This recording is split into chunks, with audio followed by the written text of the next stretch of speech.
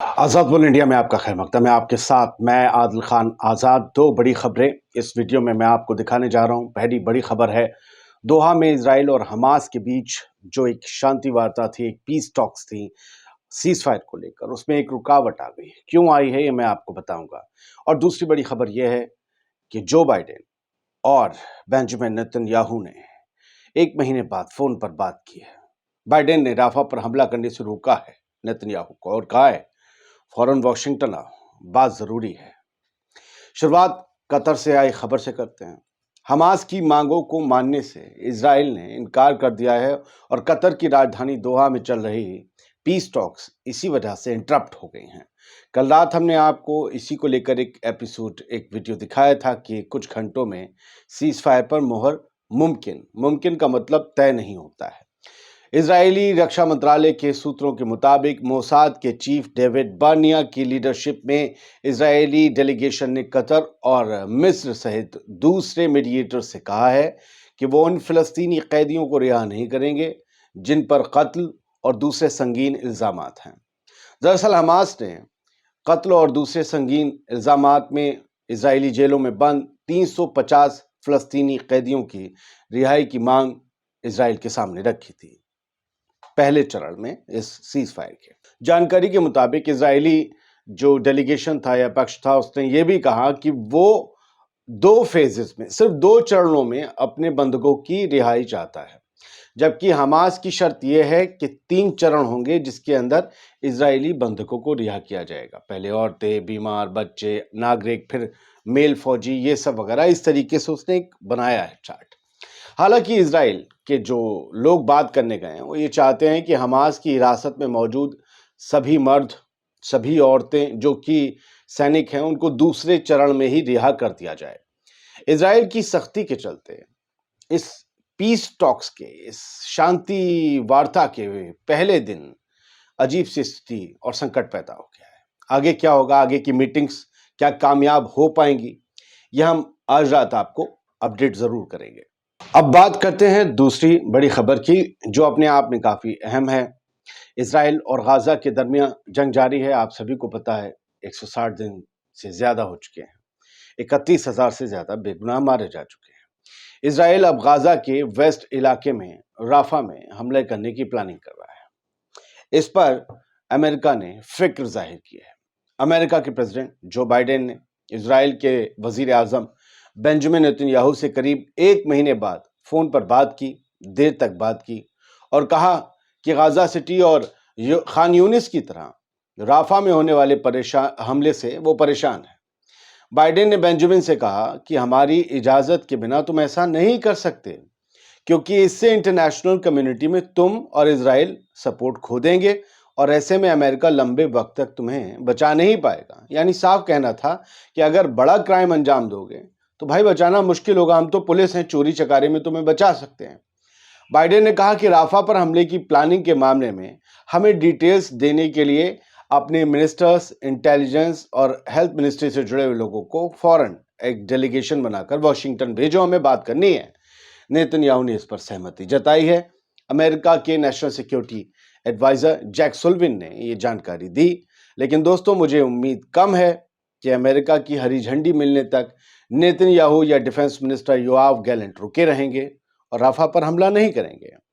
Sullivan, जिनको आप तस्वीरों में देख रहे हैं, एनएसए हैं अमेरिका के, इन्होंने बीती रात बताया कुछ घंटे पहले कि नेतन्याहू मंडे को बाइडेन के साथ पर बातचीत करने के लिए अवेलेबल हुए। दक्षिणी गाजा के राफा शहर में हमास को निशाना बनाने के लिए किसी दूसरे तरीके और जमीनी स्तर पर बड़ा हमला किए बगैर मिस्र और गाजा के बॉर्डर को सुरक्षित बनाने पर चर्चा करने के लिए इजरायली अधिकारियों का एक दल वॉशिंगटन भेजने पर अब नेतन्याहू राजी हो गए हैं। ये 1 महीने में पहली बार है, मैं फिर याद दिला दूं कि जब दोनों नेताओं ने फोन पर बात की। 1 महीने तक बात क्यों नहीं की? क्योंकि नेतन्याहू माने नहीं और जो बाइडेन खिसिया गए थे, नाराज थे। जैक सुलिवन ने बताया कि बाइडेन और नेतन्याहू ने राफा को लेकर विस्तार से चर्चा की। उन्होंने कहा कि राष्ट्रपति ने बताया कि वो इजराइल की तरफ से गाजा सिटी और खान यूनिस की तरह ही राफा में बड़ा मिलिट्री ऑपरेशन चलाने की जो आशंकाएं हैं उनको लेकर बहुत ज्यादा फिक्रमंद हैं। अमेरिका के नेशनल सिक्योरिटी एडवाइजर ने बहुत सी बातें बताई। कुछ चीज़ें मैं आपको स्क्रीन से पढ़कर सुनाऊं तो वो ज़्यादा बेहतर रहेगा। पहले आप CNN की हेडलाइन देखिए, Biden and Netanyahu speak for the first time in a month एमिड depending rift.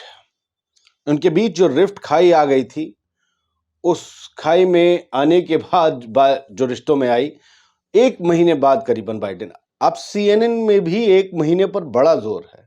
Indian media में भी आप देखेंगे तो इस 1 महीने का जो वक्फा गुजरा है, जिस दौरान बाइडेन ने बिल्कुल थूक के छोड़ दिया नेतन्याहू को, उस पर उस 1 महीने पर बड़ा जोर है। अब इस 1 महीने के बाद बाइडेन को अगर बात नेतन्याहू से करनी पड़ी है, इट मीन्स के हालात कुछ गड़बड़ हैं। नेतन्याहू तो नहीं मानेगा, लेकिन बाइडेन चूंकि अमेरिका के राष्ट्रपति, वो समझ रहे हैं, दुनिया भर की इंटेलिजेंस है उनके पास, कि अगर राफा पर हमला हुआ, जहां पर पूरे गजा के अब 15 लाख लोग पनाह लिए हुए हैं, और वहां अगर कोई बड़ी मिसहैपनिंग हुई और बड़ी तादाद में लोग मारे गए, तो आप ये समझ लीजिए कि नेतन्याहू को और इजराइल को बचाना मुश्किल होगा। मैं ये नहीं कह रहा हूं कि पूरे तबाह हो जाएंगे, लेकिन इस ब्लंडर के बदले कुछ ना कुछ कांड जरूर होगा, इतना बड़ा कांड होगा जिसकी उम्मीद नेतन्याहू को तो नहीं है, लेकिन जिसकी भनक जो बाइडेन को है। Biden to Netanyahu, do not gaslight me. उन्होंने कई तरीके से वो कहा कि मुझे किसी और के उसमें समझने की कोशिश मत करो, मुझे उसकी तरह लेने की मिस्टेक मत करो, मुझे हल्का लेने की वो मत करो। और दूसरा देखिए, मारियो ने लिखा, Biden to Netanyahu, come to DC, यानी वॉशिंगटन DC आइए अभी, और you are not going into Rafah without a real plan. और आप राफा में इन्वेड नहीं करने जा रहे हैं बिना किसी रियल प्लान के, because you don't have a plan. आपके पास प्लान है ही नहीं, आप कैसे जा रहे हो राफा में। अल जजीरा की headline, Biden wants Netanyahu against mistake of invading Rafah. Biden ने कहा है, ये अल जजीरा, कि आप जो है उन्हें जो है वार्निंग दी है, चेतावनी दी है कि राफा में हमला करने की गलती मत करना, तुम्हारे ना बस तुम समझ नहीं पा रहे हो कि क्या होगा। हम दूसरी खबर जो पहले हमने सुनाई थी उसकी अगर देखें तो पैलेस्टाइन क्रॉनिकल ने ही छापा है कि बाइडेन ने जो कतर बातचीत के लिए डेलीगेशन भेजा है, उसकी पावर्स को रिड्यूस कर दिया है। यानी वो जो पावर आज तक की बातचीत में अब से पहले होती थी डेलीगेशन के पास, क्योंकि मंत्री शंत्री भी होते हैं उसमें, अब सोचो उसमें मोसाद का चीफ भी है, तो वो पावर्स कम कर दी है। नेतन्याहू ने पूरी पावर्स अपने पास रखी है। बहुत जो बड़ी शक्तियां हैं दुनिया की, मान नहीं, हमास सीज फायर में एग्री हो रहा है, एक नेतन्याहू है जो इस वॉर को जारी रखना चाहता है। उसकी वजह यह है कि वहां की आवाम इलेक्शन चाह रही है और इस सरकार को उखाड़ फेंकना चाह रही है। दूसरा ये, नेतन्याहू को डर ये भी है कि जो उसके ऊपर भ्रष्टाचार के आरोप हैं, जिसकी वजह से पिछली बार उसे रिजाइन करना पड़ा था, इस बार उसे जेल जाना पड़ेगा, और एक बार वो जेल चला गया तो उसके ऊपर वॉर क्राइम के तमाम और वॉर क्रिमिनल होने के अपराध साबित करना आसान हो जाएगा, क्योंकि फिर वो बाहर नहीं होगा, पावर नहीं होगी, इख्तियार नहीं होगा, एक मुजरिम की तरह ही उसे हर चीज को फेस करना पड़ेगा।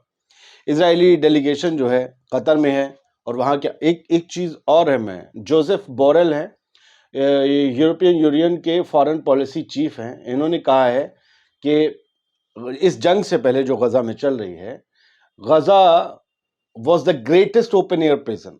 गजा सबसे बड़ी ओपन एयर जेल थी, एक ऐसी जेल जो चारों तरफ से घिरी हुई थी, कहने को आजाद थी लेकिन चारों तरफ से बाउंड्री थी, इजरायली फोर्सेस थी, और आज जंग के बाद वो ग्रेटेस्ट ओपन एयर ग्रेवयार्ड है, और आज वो सबसे बड़ा ओपन एयर कब्रिस्तान है। ये हकीकत है।